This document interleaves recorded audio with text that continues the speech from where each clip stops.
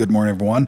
Market conditions shifting down to mildly bearish in a bull market. I'll show you what that means. We're seeing the rank of the bull market now pop back up over to that 22 number. As I've mentioned before, that's extremely overbought and has only been in this above 22 3 or 4 times maybe in the last 10 years.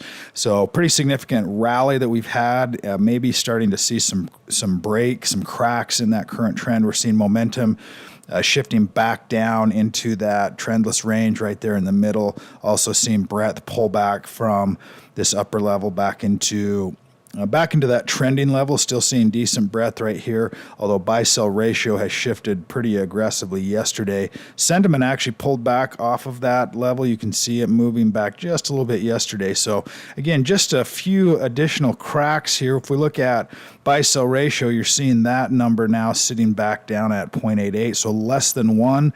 That means that red line is now above that green line right here, and that's a little bit more of a bearish bias, a little more bearish tone starting to shift right here. We're seeing sentiment also topping out and then starting to roll back to the other side. We've also seen pretty significant moves here. Well, let's look at SPY. SPY, it's gone back to that yellow. I've mentioned this in the last day or two of these support areas. We want to see this one right here, this 515 area, hold up on SPY.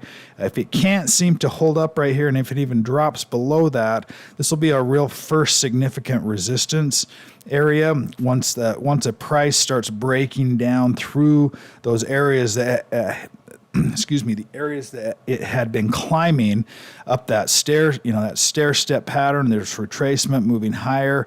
Once that breaks down the other direction, then it starts to create some resistance. We haven't seen that yet during this entire rally, so we want to keep an eye on this support area to see if it holds, if it breaks.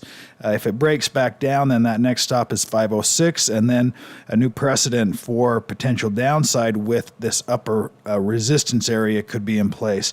We also saw a pretty nasty move in bonds the last few days. Let's take a look at that, because this is something that we do not want to see happening. For equities to be moving higher, we want to see bonds moving higher like this.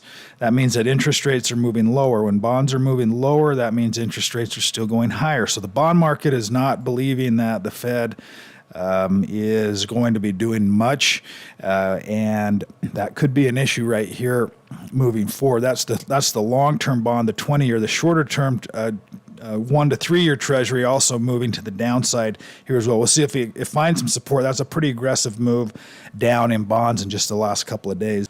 We're also seeing sectors moving here, where we've moved to not commodities. Let's go to sectors. Seeing a little bit more color change just in the last 2 days. We usually cover this every morning, so we can kind of follow this along and see what's happening. So now we've seen a handful of stocks now coming back in. I should say sectors. These are all ETFs, exchange traded funds, so that you could trade all of these, but they're also individual sectors. We're seeing those moving back to hold, and then also getting a group now that have shifted into full-on downtrend. So again, that is where we're starting to see things that are starting to move. That gives us that mildly bearish, because we are now starting to weaken a little bit still in this overall bull market. So the overall bull market is here, but we're getting some softness now in that bull market. Mildly bearish, looking for some potential retracement sitting right here. Let's take a look at oil and gold, because those are continuing to move.